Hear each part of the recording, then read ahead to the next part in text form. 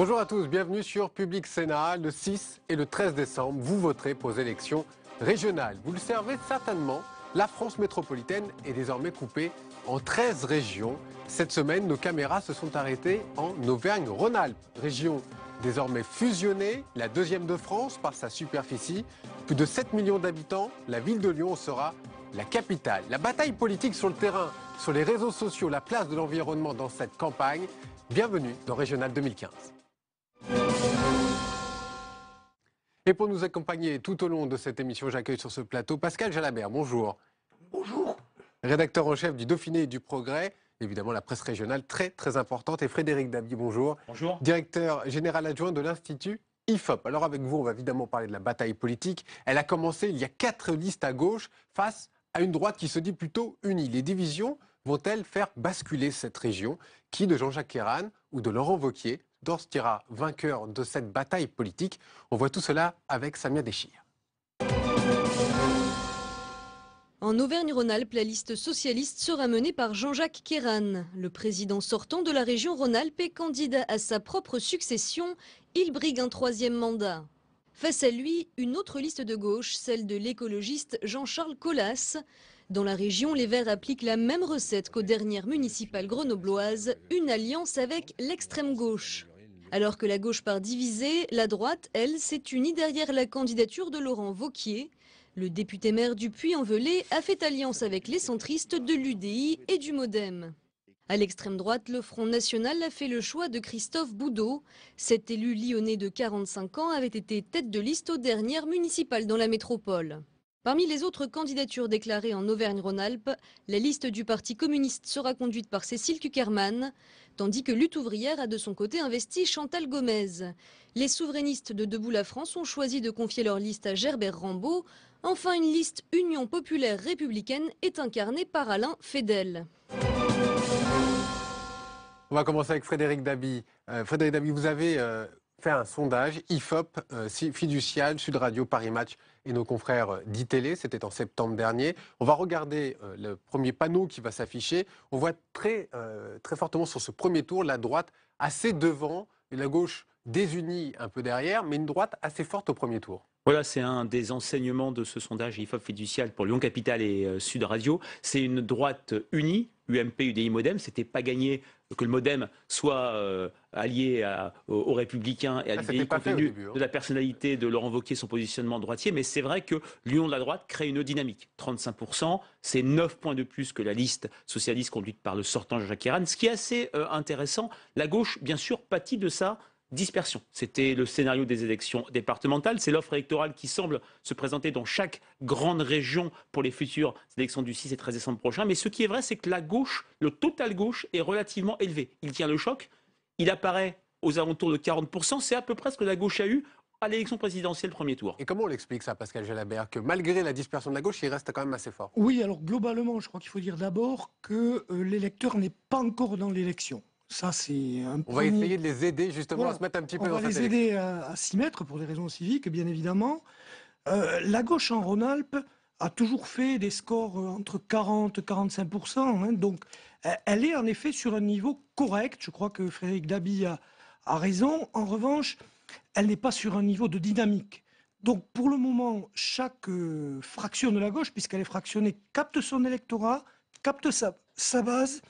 Je crois que c'est l'enseignement de ce sondage. Premier tour, maintenant on va voir sur le deuxième tour ce que cela donne, Frédéric Dabi. Oui. Et là, on voit que l'écart reste serré, mais que la droite reste quand même en tête au deuxième tour. Oui, avantage pour la liste Wauquiez. Donc la droite reprendrait une région qu'elle a perdue il y a de très nombreuses années, aux élections régionales de 2004, alors quand c'était Rhône-Alpes. Ce qui est vrai aussi, c'est que ce sondage et cette élection s'inscrit dans de droit fil des élections départementales, où la gauche n'a conservé que de 2 départements dans les 2 anciennes grandes régions, le Rhône dans le département Rhône-Alpes, dans la région Rhône-Alpes, et le Puy-de-Dôme dans la région Auvergne. Mais l'Ardèche dans la région,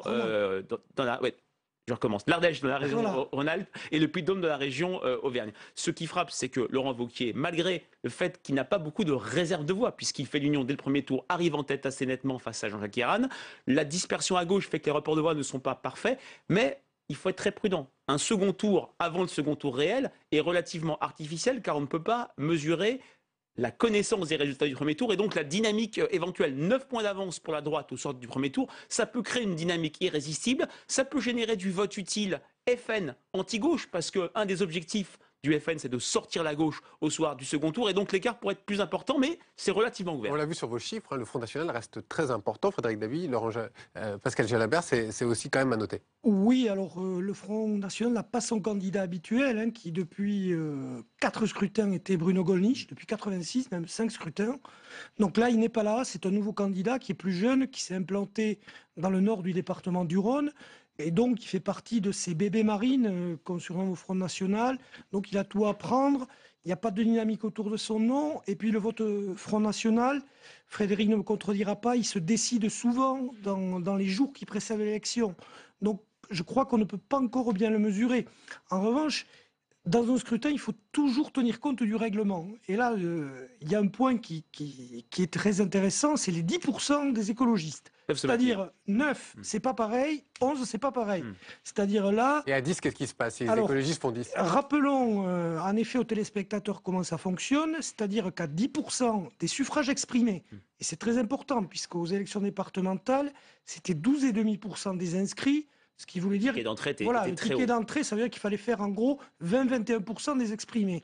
Là, à 10% des exprimés, vous pouvez rester au second tour. À 9,5%, vous êtes éliminé. Donc, vous pouvez fusionner avec une autre liste, mais vous n'êtes pas en position de ça peut changer la force. donne. Ça peut changer, d'autant plus que ce n'est pas qu'une liste EELV, Europe Écologie, c'est une liste Europe Écologie Les Verts, parti de gauche, très hostile au Parti socialiste, puisque ce n'est pas une liste Europe Écologie front de gauche, puisqu'il y a une liste communiste autonome qui fait 4%, Chantal Cukierman. Ce qui frappe surtout, c'est que oui, les reports ne sont pas parfaits, et que éventuellement le parti de gauche est très hostile au Parti socialiste, et le retrait automatique de la liste Europe Écologie Les Verts Parti de gauche n'est pas automatique. En 2010, on avait vu des listes rester comme en Bretagne, par exemple. Est-ce qu'on arrive aujourd'hui un petit peu à quantifier ce qu'on appelle, évidemment, qui pourrait être très important dans cette élection, c'est l'abstention, vous imaginez bien.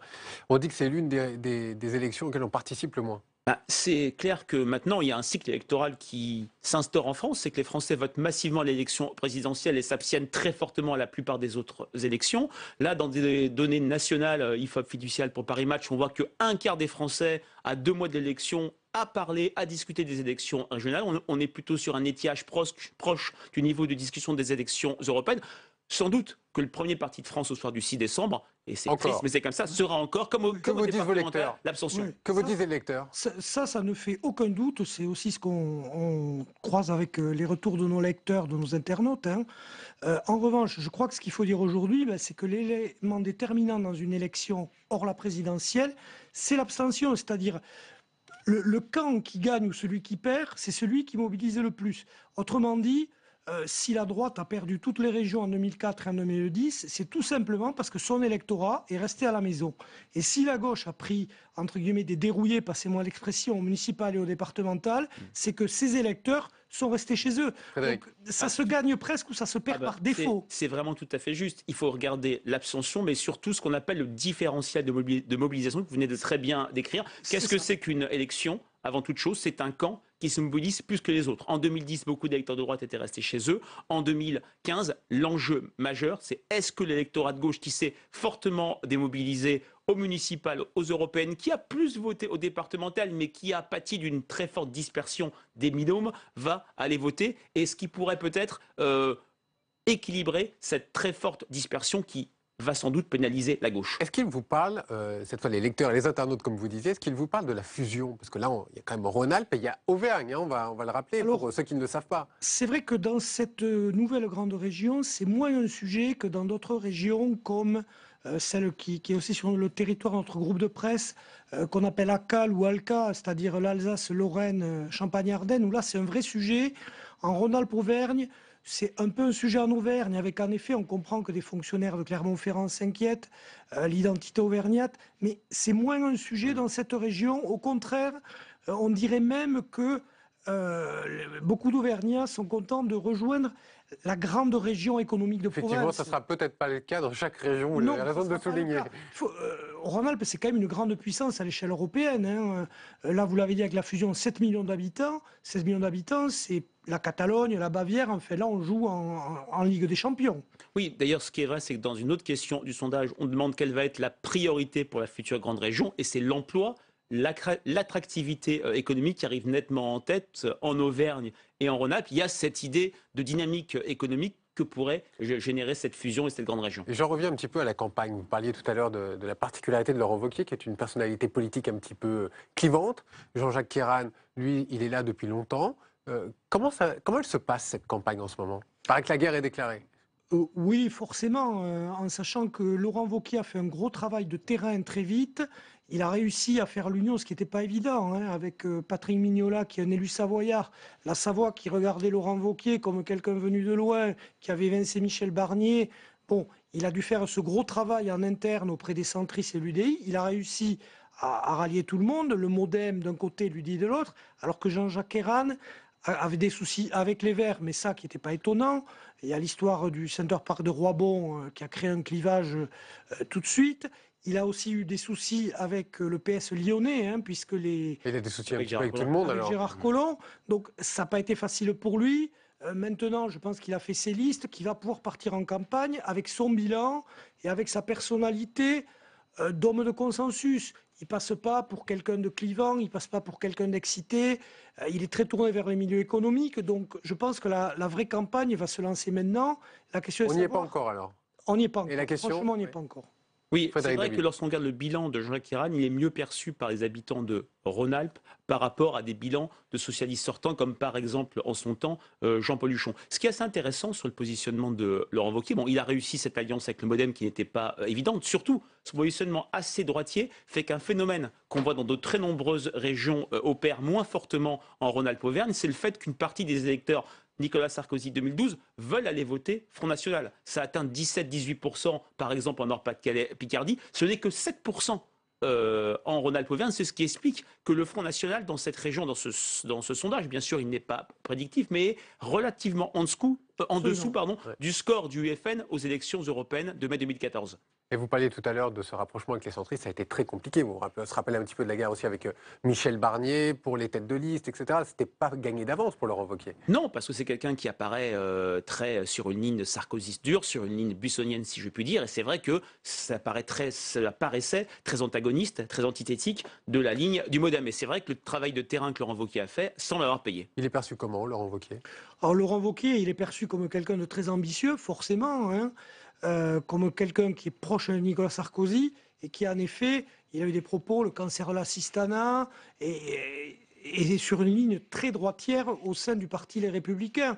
Donc voilà. Et Jean-Jacques Kérane, du coup? Alors Jean-Jacques Quand même sur les deux grandes personnalités de cette région. Alors, Jean-Jacques Herrmann, c'est ce que je disais, c'est un président qui est perçu comme modéré, comme travailleur, mais qui peut-être manque un peu d'autorité. On l'a vu avec le Parti socialiste lyonnais, où il a tergiversé, qui prenait en numéro 2, en numéro 3.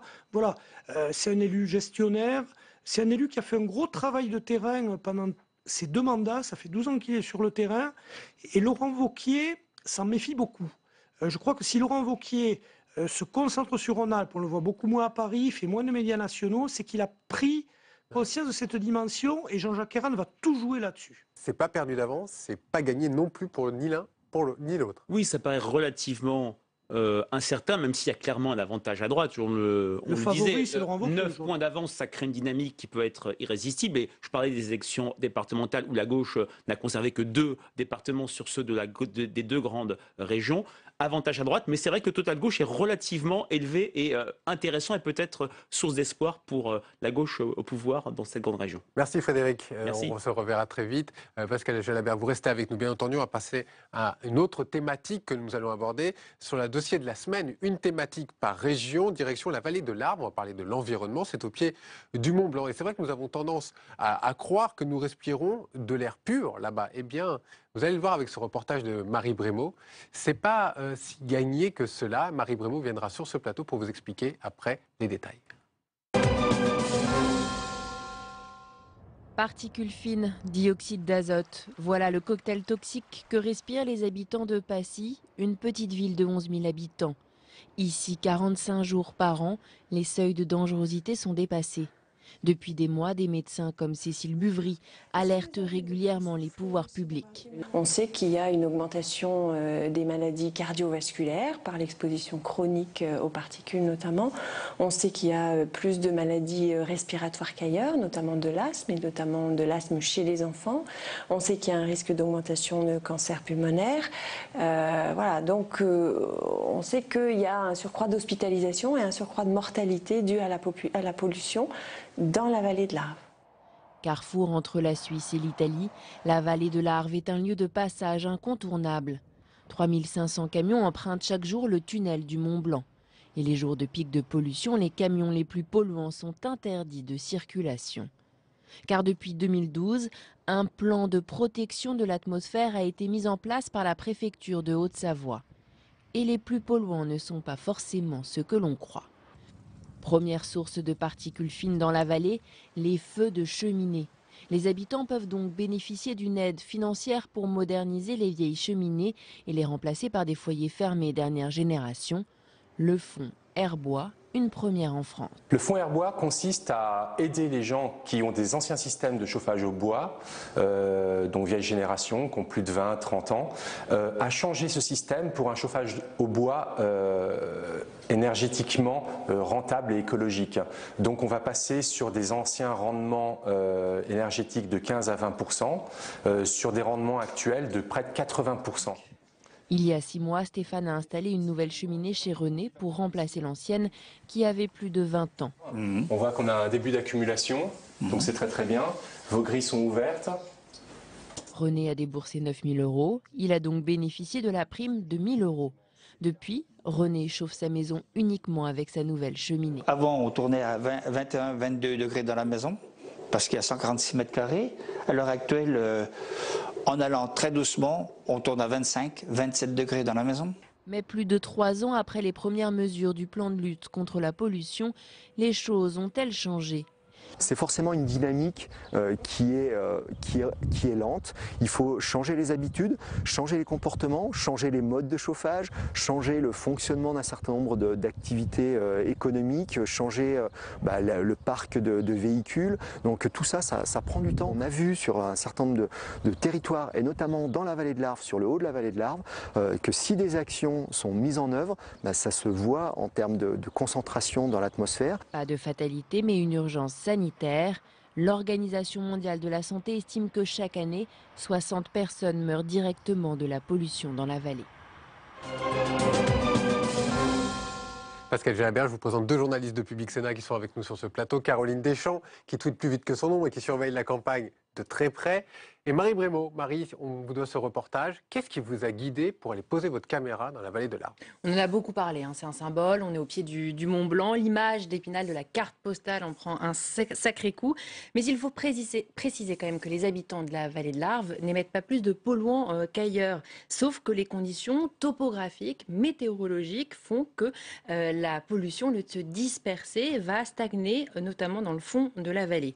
Mais au-delà de la problématique spécifique liée à la vallée de l'Arve, c'est l'ensemble de la région Rhône-Alpes qui est particulièrement exposée à la pollution de l'air, même si l'Observatoire de la qualité air Rhône-Alpes a relevé une diminution des pics de pollution en 2014. Depuis le début de cette année, l'année 2015, les alertes pollution à l'ozone se sont multipliées. Et la région dans tout ça, est-ce qu'elle a pris conscience de la mesure sanitaire qui doit être mise en place dans cette région ? Alors, il y a quand même beaucoup de choses qui dépendent des préfectures, notamment les mesures contraignantes, les jours d'alerte pollution. Mais la région est évidemment un acteur incontournable. D'ailleurs, depuis 2010, il faut le dire, il existe au sein de la région Rhône-Alpes, en tout cas, une vice-présidence dédiée à l'environnement et à la santé, ce qui n'est pas le cas du tout dans toutes les régions. La preuve que c'est un sujet et un enjeu local important. Et puis, de manière plus générale, en 2013, le projet de plan climat et en 2014, le schéma régional climat, air, énergie ont fixé des politiques et des objectifs ambitieux puisque la collectivité s'est en effet engagée à réduire ses émissions de gaz à effet de serre de 40% d'ici 2020 et de 80% d'ici 2050. Merci Marie, vous restez avec nous. On va débattre un petit peu de tout cela avec Pascal Jalabert. Pascal Jalabert, quand on entend Marie Brémaud, quand on voit l'importance qu'aujourd'hui, avec la COP21 qui va arriver d'ici peu de temps, l'environnement, ce n'est pas encore dans les mesures principales quand on regarde des sondages. C'est posé en 3e, 4e position. Pourtant, c'est très très important pour la région. Alors en Rhône-Alpes, c'est un sujet qui a toujours été sensible. Vous avez parlé dans l'excellent reportage de la mesure de la qualité de l'air. C'est la première région en France qui a mis des moyens pour mesurer les émissions de particules fines. Alors c'était peut-être lié au fait qu'il y ait l'autoroute A7 qui la traverse, qui est l'axe le plus fréquenté d'Europe. Mais malgré tout, c'est une question qui a été abordée très en amont des autres régions. Parce que c'est une région extrêmement touchée par la pollution de l'air. Très touchée, voilà. Pourquoi ? Parce qu'elle reçoit une circulation qui n'est pas régionale. C'est-à-dire, en Rhône-Alpes, le flux de circulation quotidien, c'est l'équivalent de celui qu'on a dans, en moyenne, 6 autres régions françaises. Donc forcément, mathématiquement, en plus avec des vallées dans lesquelles, quand il n'y a pas de vent et quand les montagnes ferment tout ça, les particules s'accumulent et la pollution est géographiquement plus élevée. Donc c'est un sujet qui est très prégnant et qui reste une préoccupation plus forte pour les habitants que dans d'autres régions. Alors, puisque vous avez parlé de la vallée de l'Arve, c'est justement une région, une vallée qui particulièrement en Haute-Savoie a toujours combiné développement économique avec protection de l'environnement. C'est la vallée du décolletage, qui est une activité industrielle de mécanique de haute précision qui a été créée au siècle dernier et même avant par les agriculteurs qui, le soir, quand ils avaient terminé leur journée à la ferme, allaient usiner des petites pièces. Donc c'est une région qui a toujours su combiner protection de son environnement montagnard et développement économique. Et ça, c'est un enjeu fort de la campagne. Comment concilier les deux ? Développement économique, évidemment. Et la priorité des priorités, c'est encore l'emploi. On l'a vu dans le sondage de Frédéric Dabi tout à l'heure. Alors forcément, ça c'est... Emploi, sécurité, ça reste encore quand même un peu partout dans toutes les régions de France ? En Rhône-Alpes, l'emploi est quand même la thématique la plus forte parce que c'est une région qui a toujours été fière d'être un moteur de la croissance française. Donc là, forcément, je pense que plus que la sécurité en Rhône-Alpes, c'est vraiment l'emploi. L'économie, l'emploi. Gérard Collomb, qui est le maire de Lyon et le président donc, de Lyon Métropole, a fait toutes les campagnes sur l'emploi. Il a très peu parlé de la sécurité, comme Raymond Barre avant lui. Ça permet de mobiliser un peu la population aussi. Voilà, c'est vraiment le thème qui est mobilisateur, qui est fédérateur, c'est le développement économique et l'emploi. On est très sensible en Rhône-Alpes à toutes les mesures qui sont prises, les mesures législatives que prend le gouvernement. Donc, en effet, la thématique emploi va être particulièrement importante. Merci Marie pour ce reportage. Et Caroline, maintenant on va passer à ce qui se passe sur les réseaux sociaux, sur Twitter plus précisément.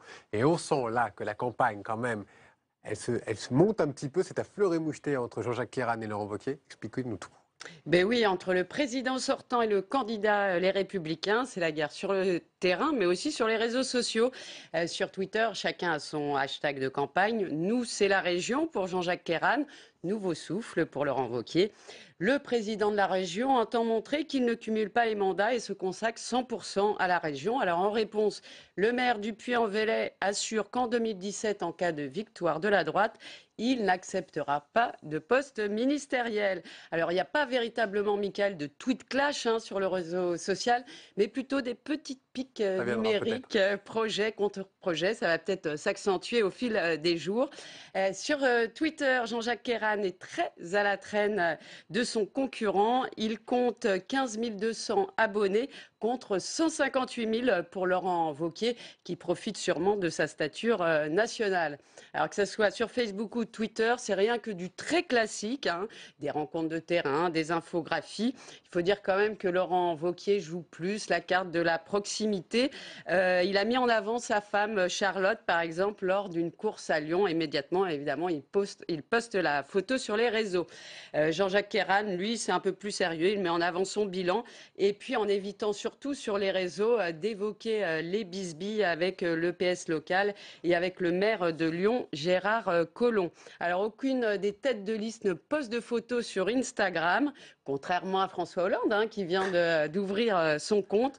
Mais Laurent Wauquiez, il faut le souligner, a lancé une appli mobile pour que les sympathisants puissent se mobiliser. Vous l'aurez compris, Michael, le match digital est largement remporté par Laurent Wauquiez, ce qui ne présage pas évidemment du résultat dans les urnes. Bon, et les autres dans tout cela, quand même, ça gazouille un peu? Alors, il y a le candidat de la liste frontiste, Christophe Boudot, qui décline sa campagne sur le thème de Cœur de France. Alors, il y a une petite originalité. Il a une mascotte tout beau 2015. C'est un coq en peluche qui a même son compte Twitter. Il poste des photos, des selfies de campagne qui se veulent humoristiques. Mais ça sera à vous de juger. Et vous viendrez nous voir, évidemment, chaque semaine pour nous raconter un petit peu ce qu'il se passe sur les réseaux sociaux. Vous regardez ça, vous scrutez ça aussi de très près. Oui, on regarde en sachant que sur une campagne électorale, sur un aussi vaste territoire, c'est quand même difficile d'arriver à mobiliser au-delà de son camp uniquement par les réseaux sociaux. Mais oui, bien sûr, on suit, comme pour vous, c'est aujourd'hui une source d'information particulièrement importante. Il faut faire attention parce que vous avez... Alors, moi, ça me gêne moins quand c'est un candidat qui tweete que quand c'est quelqu'un qui tweete pour lui ou un faux citoyen. Et bien, on regardera ça de très très près. Merci à tous les trois. On se retrouvera la semaine prochaine, fin de Régional 2015 consacré à Rhône-Alpes-Auvergne.